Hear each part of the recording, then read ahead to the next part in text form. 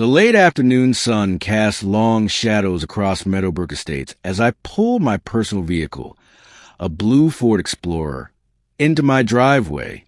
After 23 years in law enforcement, the last state as county sheriff, I'd learned to appreciate the quiet moments between shifts. My uniform hung in the back seat, and I was looking forward to a peaceful evening at home.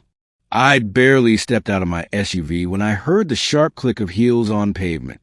Excuse me. Excuse me. I turned to see Margaret Henderson marching toward me with the determination of a general leading troops into battle. As the HOA president of Meadowbrook Estates, Margaret took her position with a seriousness that would make most government officials seem laid back. Her blonde hair was shellacked into an immovable helmet, and she clutched a leather-bound folder against her chest like a shield. "Can I help you, Margaret?"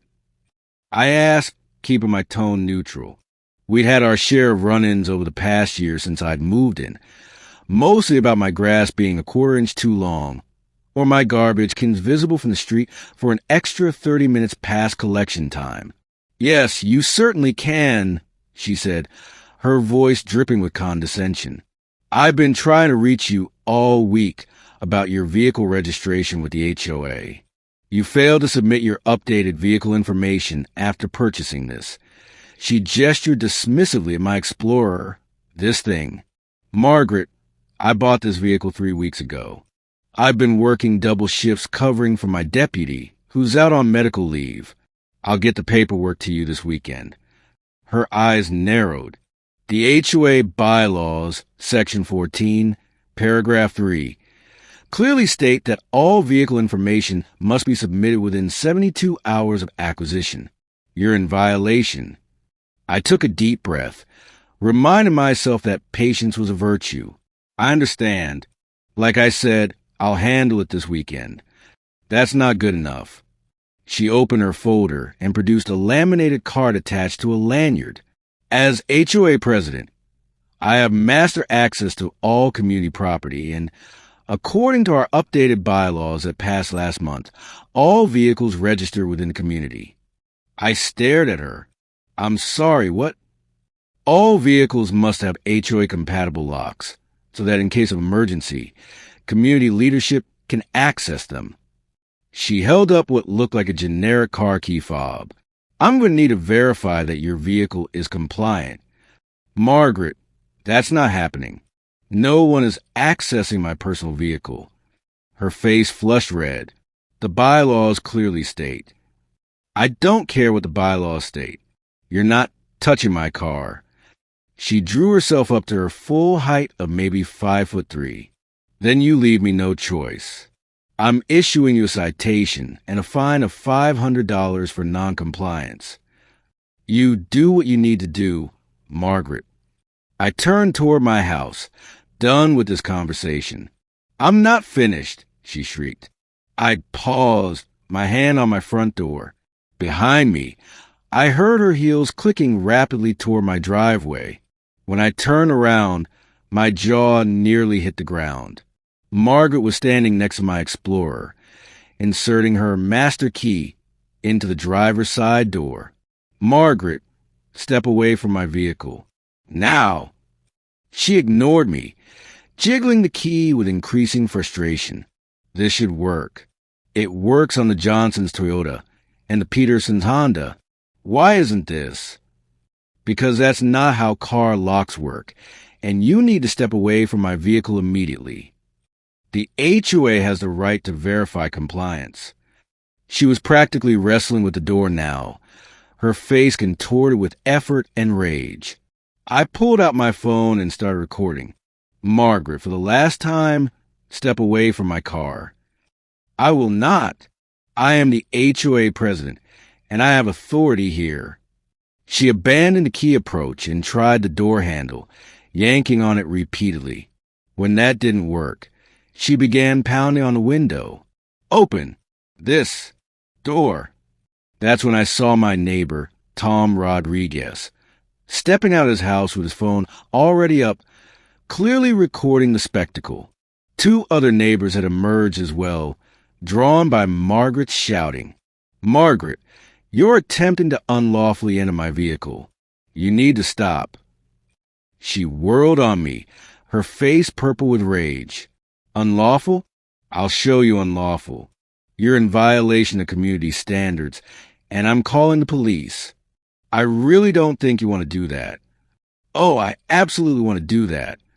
She fumbled for her phone, nearly dropping her precious folder in the process.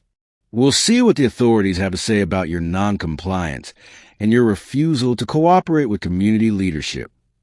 I crossed my arms and waited. This was going to be interesting. Margaret jabbed at her phone with shaking fingers. Yes, 911? I need police here immediately.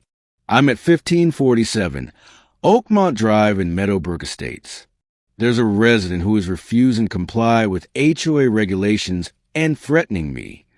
I heard the faint voice of the dispatcher on the other end. Margaret continued her rant. He's being hostile and aggressive, and he won't allow proper HOA inspection of his vehicle.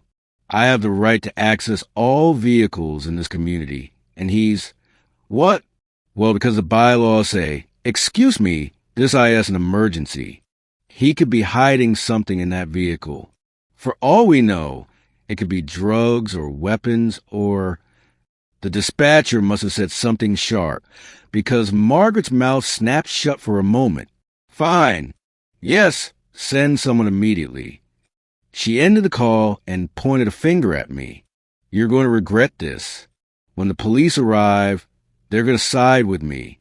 I'm a respected member of this community, and you're just Somewhat, Margaret?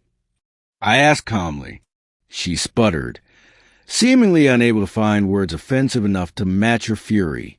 6 minutes later, I know because I was timing it, a patrol car rolled up to my house.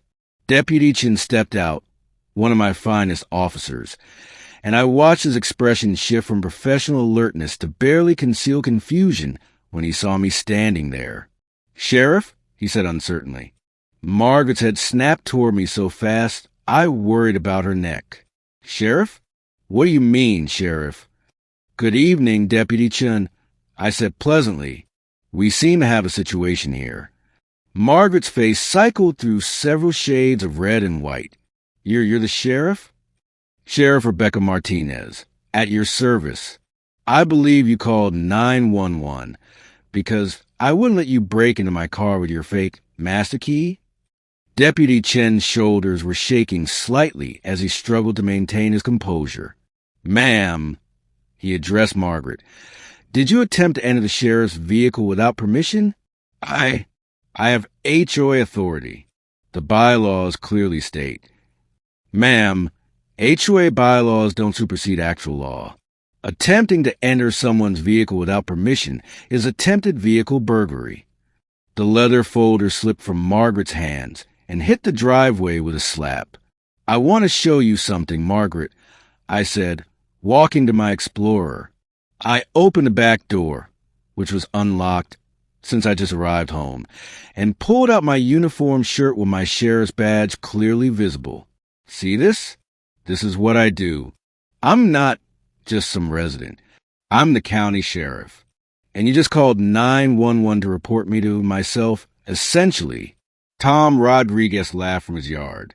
Other neighbors had gathered, phones out, clearly enjoying the show.